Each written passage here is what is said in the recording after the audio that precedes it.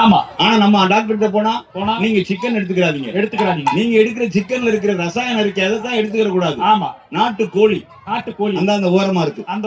அதுக்கப்புறம் அற்பையான கறி தோசை அங்க இருக்கு.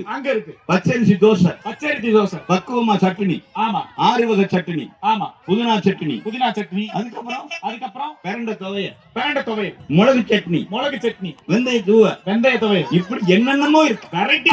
அப்படியே பாரம்பரிய உணவுகளை பக்குவமா சாப்பிட்டுட்டு அப்படியே வந்து உட்கார்ந்து பாரம்பரிய கலைகளை பார்க்கணும்னு சொல்லிட்டு என்னென்ன இருக்கு இந்த உலகத்துல இருக்கு. ஏ கீரை, கீரை கீரை கீரை கீரை, அரைக்கீரை, முளைக்கீரை, வெந்தய கீரை.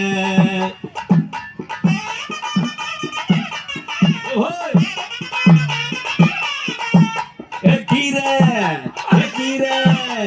கீரை, கீரை, கீரை, அரைக்கீரை, முளைக்கீரை, வெந்தய கீரை, தண்டை